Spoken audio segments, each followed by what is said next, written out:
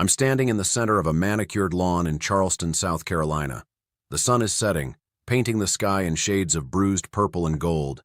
Around me, 40 people are laughing, clinking expensive crystal glasses, and pretending that their bank accounts make them better than everyone else. This is the Willow Creek Estate, a place that looks like it belongs in a movie about old money and secrets. And right now, it's the stage for my wife's public execution. My wife, Martha, is standing by the buffet table. She's 72, but she carries herself with a grace that women half her age would kill for. She's wearing a silk dress, a soft shade of champagne that catches the evening light. It's a vintage piece, something she's kept in tissue paper for decades. To anyone with an ounce of class, it looks like an heirloom. To my daughter-in-law, Tiffany, it looks like a target. "Oh, Martha." Tiffany's voice cuts through the ambient noise like a serrated blade.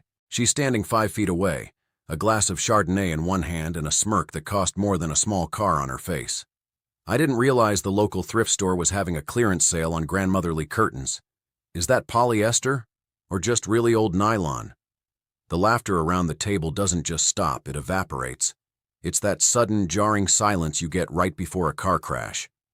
I watch Martha's hand go to her throat, her fingers brushing the delicate lace collar. Her face goes pale, but she keeps her chin up. That's Martha. She spent 43 years being the bigger person.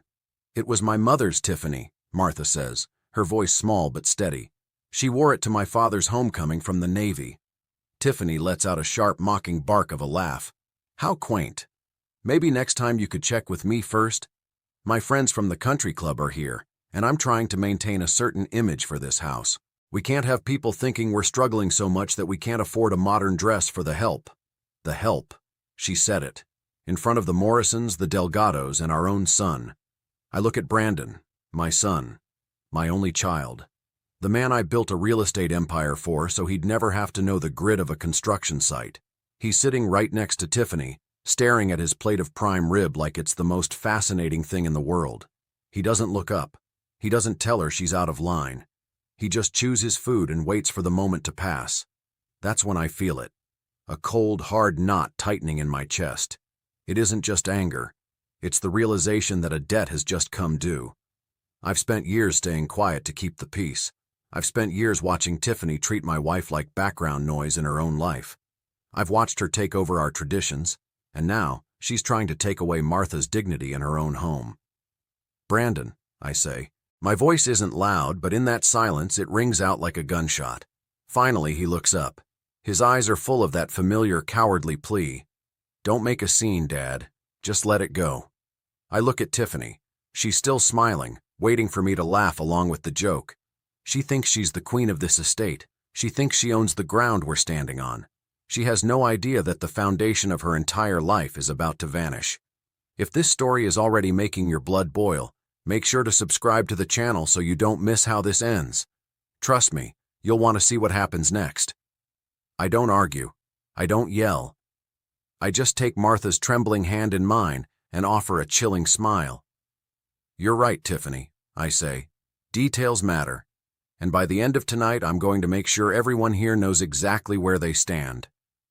To understand why I'm standing here tonight, ready to dismantle my own son's life, you have to understand how we got to Willow Creek. I wasn't born with a silver spoon in my mouth. In Charleston, you're either born into old money or you spend your entire life building a wall against it. I chose the latter. 40 years ago, I started with a single-used pickup truck and a toolbox. I spent my days in the humid South Carolina heat, laying foundations and framing houses for people who wouldn't even look me in the eye when they handed me a check. Martha was there for every single bit of it. While I was on job sites, she was managing the books, bringing me cold water in the middle of July, and making sure our small apartment felt like a palace. We saved every penny. We didn't take vacations. We didn't buy new cars. We invested in land. By the time our son Brandon was born, those small plots of land had turned into a real estate portfolio that made the local bank managers stand up when I walked into the room. I wanted Brandon to have everything I didn't. I wanted him to go to the best schools, to wear the clothes that didn't have sawdust in the seams, and to move in circles where doors opened automatically. But as I look back now, I realize that in my hurry to give him a better life, I forgot to teach him how to protect the one he had. 6 years ago, when Brandon told me he wanted to marry Tiffany, I wanted to be happy for him. Tiffany was beautiful, ambitious, and came from a family that claimed to have connections, even if their bank accounts were mostly empty. She had this way of looking at things, not for what they were, but for what they signaled to others. When they were looking for a home, I saw an opportunity to give them a head start. I found this estate, a beautiful historic property on the edge of the creek. It was expensive even for me. But I didn't just hand Brandon the keys. I've seen too many family businesses crumble because a child didn't respect the value of the dirt they stood on. So I consulted my lawyer and set up the Willow Creek Trust. Technically, the trust owned the house, and technically, the trust was controlled by me and Martha. I told Brandon and Tiffany they could live there, that it would be their family home, and that as long as they handled the utilities and kept the place up, we would cover the property taxes and the insurance. I told them that one day, it would be theirs.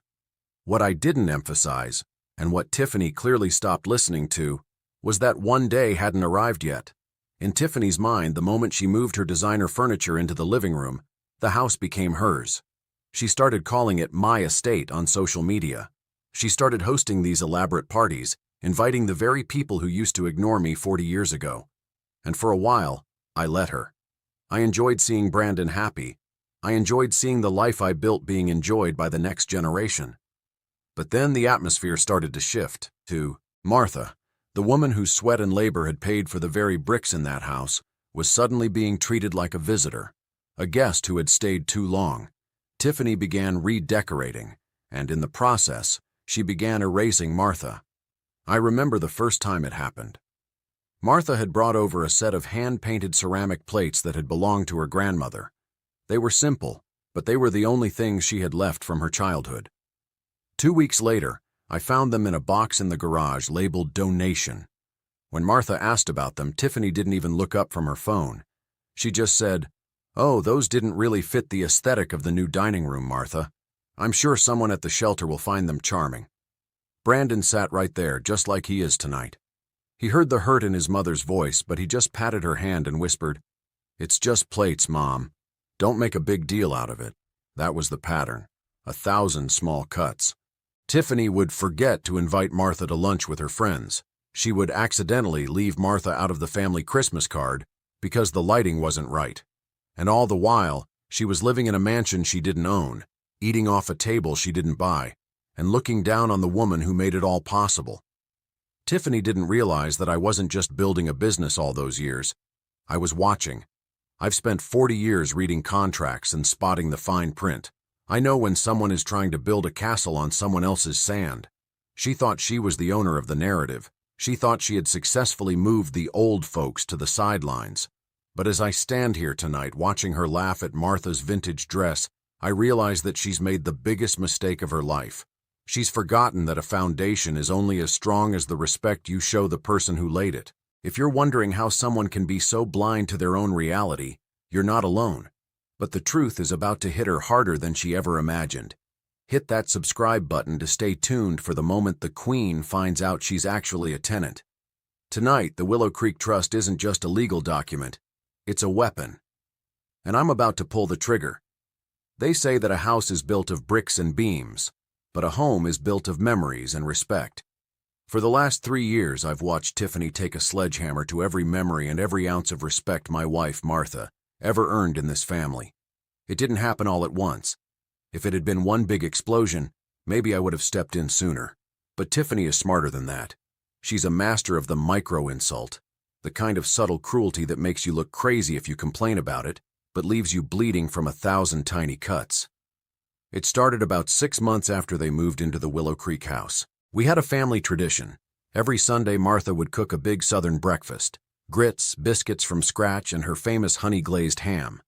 It was the one time a week the whole family felt grounded.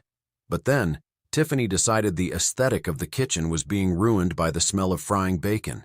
"Martha, dear," she said one Sunday morning, her voice dripping with that fake sugary sweetness she uses for company. "We've decided to transition the house to a plant-based, scent-neutral environment. Your cooking is, well, it's a bit heavy for the new drapes. Maybe you could just bring over some pre-packaged fruit next time?" I saw Martha's hand pause over the biscuit dough. She'd spent 4 hours prepping that meal. She looked at Brandon, waiting for him to say something, to say that his mother's biscuits were the taste of his childhood. But Brandon just adjusted his tie and said, "Yeah, Mom, the house does get kind of smoky. Let's just do what Tiffany says. It's her kitchen after all." Her kitchen. That was the first time I felt the floor shift under my feet. I wanted to scream that the title deed in my safe said otherwise, but Martha caught my eye and gave me that "not now, Arthur" look. She didn't want to be the reason for a fight. Then came the room incident. Martha had a small guest room at the Willow Creek house where she kept a few of her sewing supplies and some old photo albums. It was her little corner of the estate. One Tuesday, we went over to drop off some mail, and we found all of Martha's things in trash bags on the porch. Tiffany was in the room with a contractor, talking about turning it into a yoga sanctuary with floor-to-ceiling mirrors. When Martha saw her mother's handmade quilts being stepped on by the contractor, she almost broke. "Tiffany, why didn't you call me? I could have moved these myself," Martha whispered. Tiffany didn't even look back. "Oh, Martha, I thought you'd be happy. You're always complaining about how much clutter you have. I'm just helping you declutter your life. Besides, we need to set boundaries. This is a young family's home now. We can't have it looking like an antique shop." Boundaries. That was Tiffany's favorite word. She used it like a shield to justify being heartless. And Brandon? He was the echo. Every time I tried to bring it up to him, he'd give me the same tired speech. "Dad, you don't understand modern marriages," he'd say, sounding like a pamphlet. "Tiffany needs to feel like the lady of the house. If she feels crowded by Mom, she gets stressed. And when she's stressed, the whole house is tense. Just let her have this. It's just a room. It's just biscuits. It's just a dress." But it wasn't just a dress. It was a systematic erasure. I started noticing it on social media first. Tiffany is obsessed with her image. She has thousands of followers who think she lives this perfect high society life in Charleston. She'd post 50 photos from a family brunch and Martha wouldn't be in a single one. Or worse, I'd see a photo where Martha's arm or the back of her head was visible at the edge of the frame, but she'd been cropped out so Tiffany could look like the sole matriarch of the family. I remember one specific post from Brandon's birthday last year. Martha had spent weeks finding a rare first edition book he'd wanted since college. In the photo Tiffany posted, Brandon was holding the book, smiling, and the caption read, "So glad I could find this for my king. Details matter." She took credit for Martha's heart, and when Martha saw it, she didn't get angry. She just sat in her chair, stared at her phone, and said, "As long as he's happy, Arthur. That's all that matters, right?" "No, Martha," I'd say, my heart aching. "It's not all that matters. You matter." But she'd just shake her head. "If I fight with her, I lose Brandon. And if I lose Brandon, I lose the grandkids. I can handle being ignored, Arthur. I can't handle being alone." That was the leverage Tiffany had. She knew Martha would swallow any insult, any humiliation, just to have an hour to play with her grandchildren in the backyard. Tiffany used those kids like bargaining chips. If Martha didn't respect the boundaries, which really meant stay in the shadows, then suddenly the kids were too busy for a visit. I watched my wife, a woman who had been a force of nature, grow smaller and smaller. She started asking permission to speak. She started apologizing for things that weren't her fault. She started wearing muted colors so she wouldn't clash with Tiffany's decor. It was psychological warfare disguised as family dynamics. And the worst part was the silence. My son's silence. There were times at dinner when Tiffany would make a joke at Martha's expense, calling her old-fashioned or out of touch, and Brandon would actually chuckle, not because he thought it was funny, but because it was easier than standing up. He was a coward, trading his mother's dignity for a quiet night at home. I saw the toll it was taking. I saw the way Martha's hands would shake when we pulled into the driveway of Willow Creek. I saw the way she'd check her reflection 3 times before going inside, terrified that a stray hair or a cheap accessory would trigger one of Tiffany's lectures. The dress she's wearing tonight? The one Tiffany called thrift store garbage? That was Martha's last stand. She told me this morning, "Arthur, I'm wearing my mother's silk. It's the only thing I have left that feels like me. If she can't respect this, she can't respect anything."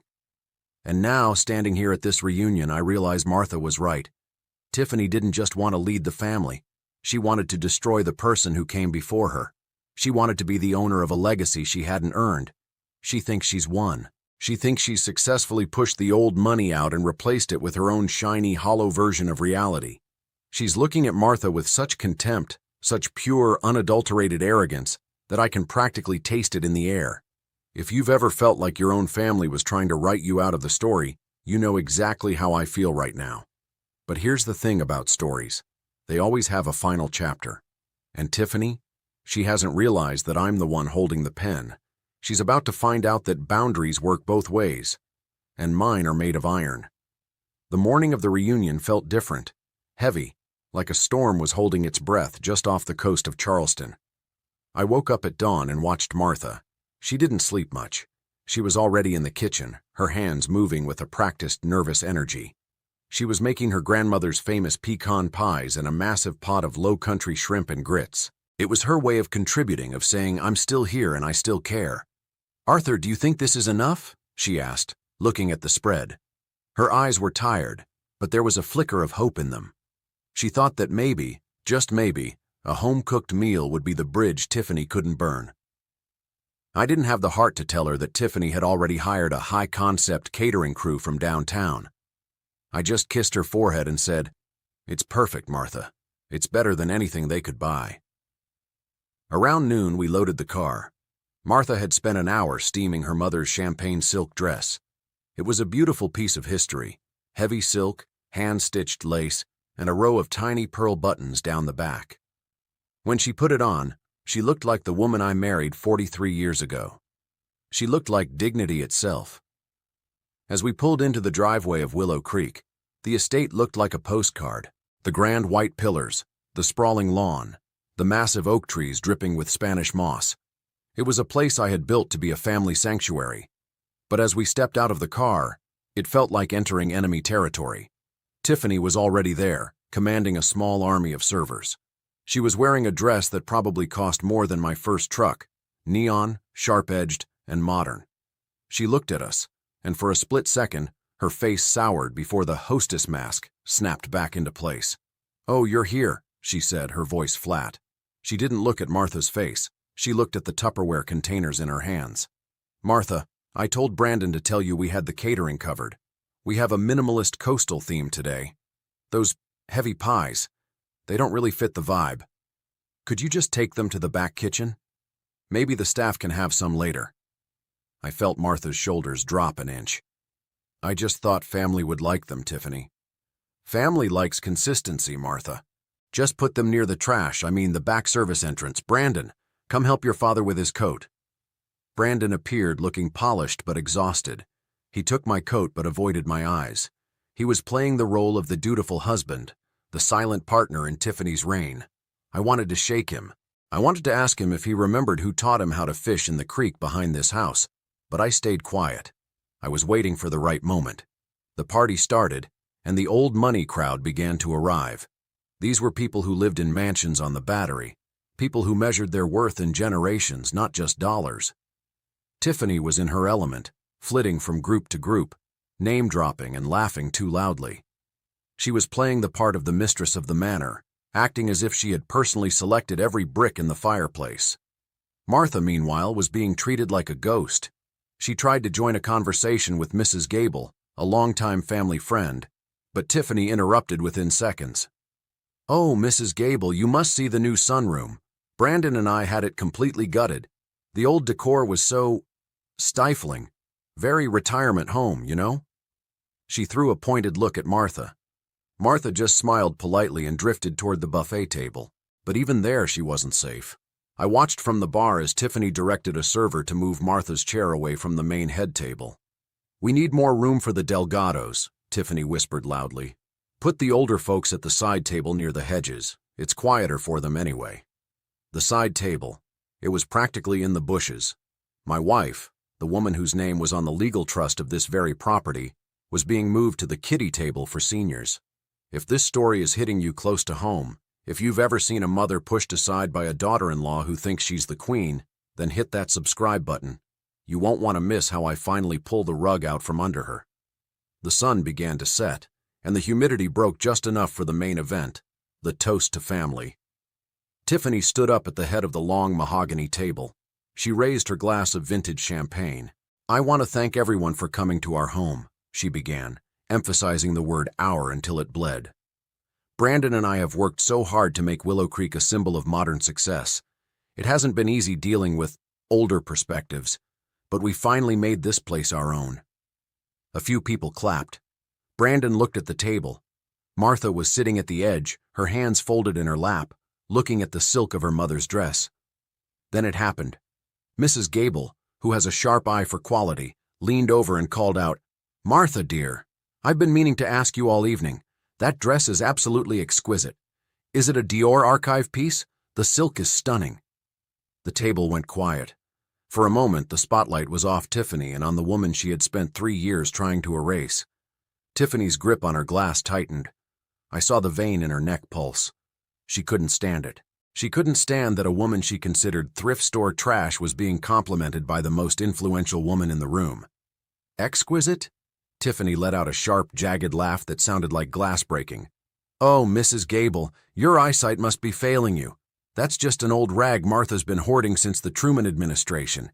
It probably smells like mothballs and unfulfilled dreams." The silence that followed was deafening. Even the crickets in the marsh seemed to stop. "Actually," Martha said, her voice trembling but clear, "it was my mother's. She wore it when—" "It's cheap, Martha," Tiffany snapped, her mask finally shattering. "It's old, it's dated, and it looks like garbage in a house this beautiful. You're embarrassing, Brandon, you're embarrassing me. Honestly, I'm trying to host a world-class event, and you show up looking like you're ready for a bake sale at a nursing home." She looked around the table, expecting people to join in her laughter, but no one did. They were horrified. They were looking at a daughter-in-law scream at a grandmother over a dress. Brandon finally found his voice, but it was a whisper. "Tiffany, honey, maybe that's enough." "Enough?" Tiffany turned on him. "I'm the one who runs this house, Brandon. I'm the one who decides what's acceptable here. And your mother's sentimental junk is bringing down the property value of this entire evening. If she can't dress the part of a Willow Creek resident, she should stay in the kitchen with the pies she insisted on bringing." I stood up. I didn't move fast. I moved like a man who had all the time in the world, because I knew I held the winning hand. I felt the envelope in my inner jacket pocket, the original deed, the trust documents, and a very specific 30-day notice I had signed that morning. I walked over to Martha and put my hand on her shoulder. Her silk dress was soft under my palm, and she was shaking. I looked Tiffany dead in the eye. The arrogance I saw there was breathtaking. She truly believed she was the owner of the world. "You're right about one thing, Tiffany," I said. My voice carried across the lawn, cold and sharp as a winter wind. "Details matter, especially when it comes to ownership." Tiffany rolled her eyes. "Oh, Arthur, don't start one of your hard work lectures, not today." "This isn't a lecture, Tiffany," I replied. "This is a clarification. You've spent the last hour talking about your house, your estate, and your rules." I pulled the envelope out. The white paper caught the last rays of the sun. "You see, Mrs. Gable, and the rest of our guests, there's a small detail Tiffany seems to have forgotten. Or perhaps she never bothered to check." I felt the weight of 40 years of work in that moment. I felt the memory of Martha laying bricks beside me. I felt the sting of every insult she had endured. "The Willow Creek Trust doesn't belong to Brandon, and it certainly doesn't belong to you, Tiffany." Tiffany's smirk didn't disappear yet, but it wavered. "What are you talking about? Brandon told me—" "Brandon told you what he wanted to believe," I interrupted. "But the law is much more precise." I opened the folder and laid the deed on the table right next to her expensive champagne glass. "The owner of this house, the person you just told to stay in the kitchen, is the woman you've spent 3 years trying to humiliate. Martha owns the bricks. Martha owns the dirt. And as of 5 minutes ago, Martha is officially your landlord." The storm had finally arrived, and Tiffany was standing right in the center of the lightning. The silence that followed my announcement wasn't just quiet. It was heavy. It was the kind of silence that rings in your ears. 40 people, some of the most influential names in Charleston, were frozen. Tiffany's hand reached out, her perfectly manicured fingers trembling as she pulled the document toward her. Her eyes darted across the legalese, the official seals, and the signatures, looking for a loophole, a lie, anything to stop the ground from shifting under her feet. "This is a joke," she whispered, though her voice lacked any of its earlier venom. "Arthur, This is some kind of sick, senile prank. Brandon, tell him. Tell him this is our house. Brandon finally stood up, his face ashen. He looked like he was seeing a ghost. Dad, what are you doing? You told us this was our family home. You said we'd be set for life here. I said you could live here, Brandon, I replied, my voice as steady as a heartbeat. I said the Willow Creek Trust would provide for you, but I never said I was handing over the keys to my wife's dignity. You see, the trust was established with Martha as the primary beneficiary and sole trustee in the event of my passing, or my decision to intervene. This house was never yours, Brandon. It was a loan. A loan based on the assumption that you would respect the woman who made it possible. I turned my gaze back to Tiffany, who was staring at the deed as if it were a poisonous snake. You called her dress thrift store garbage, Tiffany, I said, letting the words hang in the humid evening air. You called her the help. You told her to stay in the kitchen while you played the Queen of Willow Creek. But here's the reality you missed while you were busy checking your follower count. The person you just insulted is the person who pays the property taxes. The person you tried to hide in the bushes is the person whose name is on the insurance policy. You're not the hostess, Tiffany. You're a guest who has overstayed her welcome. A murmur rippled through the guests.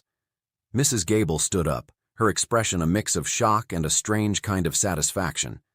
She looked at Martha, then at Tiffany, and back again. The social hierarchy of the room had just been inverted. Tiffany was no longer the rising socialite of Charleston. She was a woman caught living in a house of cards. Brandon, do something, Tiffany shrieked, her mask finally falling away to reveal pure, panicked desperation. He can't just do this. We have a life here. Our furniture, our reputation. Reputation? I asked, raising an eyebrow. Reputation is earned, Tiffany. It isn't something you get by cutting your mother-in-law out of photos or mocking her mother's silk. You wanted a modern house with modern rules? Fine. Here's a modern rule. When you treat the owner of the house with contempt, you lose the right to sleep under their roof. I leaned over the table, close enough to see the sweat breaking through Tiffany's expensive foundation. The Willow Creek Trust has a conduct clause. Sharon, my attorney, made sure of it. Any resident who poses a risk to the well-being or safety of the trustees can be removed with 30 days' notice. And I think 40 witnesses just saw you assault my wife's spirit. If you're enjoying seeing the Queen lose her crown, make sure to hit that subscribe button. We're just getting to the part where the consequences really start to bite. I stood back and took Martha's hand. She was looking at me, her eyes wet but her spirit finally standing tall. I didn't need to yell. The truth was louder than any scream. The party is over, I announced to the room. And Tiffany, you might want to start looking for a place that fits your aesthetic, because as of this moment, your lease on my wife's kindness has officially expired. The morning after the reunion didn't bring the usual Charleston humidity. Instead, it felt crisp, almost clinical. I woke up at 6 a.m., watched the sunlight crawl across our bedroom floor, and felt a sense of peace I hadn't known in 3 years. Martha was already awake, sitting on the porch with a cup of tea, still wearing the champagne silk dress. She looked like she was finally breathing again. I didn't waste time. By 9 a.m., I was sitting in the Mahogany Row office of Paul Greer, my attorney and a man who has helped me navigate the shark-infested waters of South Carolina real estate for 3 decades. Paul didn't even ask why I was there. He had heard about the reunion. In a town like this, news travels faster than a coastal breeze. I need the termination papers, Paul, I said, setting my briefcase on his desk. The Willow Creek Trust, Section 4, Paragraph B, the Conduct and Respect Clause. Paul nodded, his face grim but professional. I've already got the draft ready, Arthur. I figured after last night, you wouldn't be in a forgiving mood. You realize that once I file this, the 30-day clock starts. There's no oops, I didn't mean it after the sheriff delivers this. I've spent 40 years building foundations, Paul. I know when a structure is too rotten to save, I replied. The document was cold, clinical, and devastating. It didn't mention cheap dresses or hurt feelings. It spoke of material breach of the occupancy agreement, conduct unbecoming of a trust beneficiary, and immediate termination of residential privileges. It was a legal eviction notice wrapped in the authority of a multi-million-dollar trust. I signed it. The ink felt heavy. With that one stroke, I was officially taking back the loan of my life's work. I drove straight to the Willow Creek estate. As I pulled into the driveway, I saw Tiffany's car, the one I'd co-signed for, parked crookedly. The house looked different today. It didn't look like a palace. It looked like a liability. I didn't ring the bell. I used my key. Tiffany was in the kitchen, staring at a pile of discarded catering trays from the night before. She looked exhausted, her hair messy, the queen mask completely gone. Brandon was sitting at the island, his head in his hands. "Dad," Brandon said, his voice cracking. "We were just about to call you. Tiffany wants to apologize. She was stressed. She had too much to drink." "Save it, Brandon," I said, sliding the white envelope across the granite countertop. It made a sharp, sliding sound that seemed to echo in the quiet room. Tiffany reached for it. Her hands were shaking so violently she could barely tear the seal. As she read the first few lines, the last bit of color drained from her face. She went from pale to ghostly white in seconds. 30 days? She whispered, her voice barely audible. "Arthur, you can't be serious. This is our home. Our kids go to school 2 miles from here. All our furniture, our social standing. You're going to throw us on the street because of a joke?" "It wasn't a joke, Tiffany. It was a revelation of character," I said. "And character is the only currency that matters in this family. You've been living high on a woman you despised. You wanted the house, but you didn't want the mother who built it. Now you have neither." "Brandon, do something!" Tiffany turned on our son, her voice rising into a panicked shriek. "Tell him he's being insane. Tell him he can't do this to his own grandchildren." Brandon looked at me, then at the eviction notice, then at his wife. For the first time in years, he didn't offer an excuse. He just looked tired. "He's the trustee, Tiffany. I told you for 3 years to be careful. I told you she was his wife. You didn't listen." "I'll fight this," Tiffany screamed at me, her eyes flaring with a desperate, ugly rage. "I'll hire the best lawyers in the state. I'll tell everyone you're a senile old man who's being manipulated by his wife." I smiled. It was the cold smile of a man who owns the bank. "Go ahead, Tiffany. Hire them. But remember, the trust pays for your legal fees right now. And as of this signature, that fountain has just run dry. You have 30 days. I suggest you start packing the cheap stuff first. If you think Tiffany is finally getting what she deserves, make sure you're subscribed. The next section is where we see just how far a desperate person will go when their luxury world starts to crumble. I walked out of the house without looking back. Behind me, I could hear the sound of Tiffany finally realizing that the walls were closing in. 2 weeks after the eviction notice was served, the Willow Creek estate was a graveyard of broken dreams and half-packed boxes. I was in my garage, the place where I started 40 years ago, cleaning the same tools that built the foundation of this family. I heard the crunch of gravel and didn't need to look up to know it was Brandon. He didn't come in his shiny Audi. He came in a rental looking like a man who hadn't slept since the night of the reunion. "Dad," he said, his voice hollow. "We found a place, a 2-bedroom apartment near the interstate. It's small." Tiffany hasn't stopped crying for 3 days. Crying for the house, Brandon? Or crying because the people she tried to impress won't return her calls? I asked, not moving from my workbench. "She's your daughter-in-law, Dad. She's the mother of your grandkids. And Martha is your mother, Brandon. She's the woman who bled for your future. When Tiffany was screaming at her in front of our friends, where was your loyalty then?" I finally looked at him. "You didn't just lose a roof, son. You lost my vouch. I called the Morrisons and the Gables. I told them that if they want to do business with a man who lets his wife humiliate his own mother, that's their choice. But I won't be standing behind you anymore." The silence that followed was heavy with the weight of everything he'd thrown away. Brandon realized then that his success wasn't just his talent. It was the shadow of my reputation he'd been living in. They moved out on a Tuesday. No movers, no grand exit. Just a few cars full of designer clothes and furniture that didn't fit into a cramped rental. Tiffany's friends from the country club were nowhere to be found. As it turns out, when you don't have a mansion to host in, you're just another person struggling with rent. As for Martha, I walked into our kitchen that evening and found her sitting at the table, the blue platter replaced with a new one. But her smile was the same one I fell in love with decades ago. She was peaceful. No more permission to speak. No more hiding her mother's silk. She was finally the queen of her own heart. In the end, respect isn't something you can buy with a trust fund or demand with a designer dress. It's a foundation you build every single day with the people who love you. Tiffany and Brandon chose a house over a home, and in the process, they lost both. If this story reminded you that family loyalty is a two-way street, then hit that subscribe button right now. Don't let the people who lay your foundation be the ones you try to walk over. For more stories about people finally standing up for what's right, click the video on your screen. Thanks for watching, and remember, your reputation is only as good as how you treat your mother.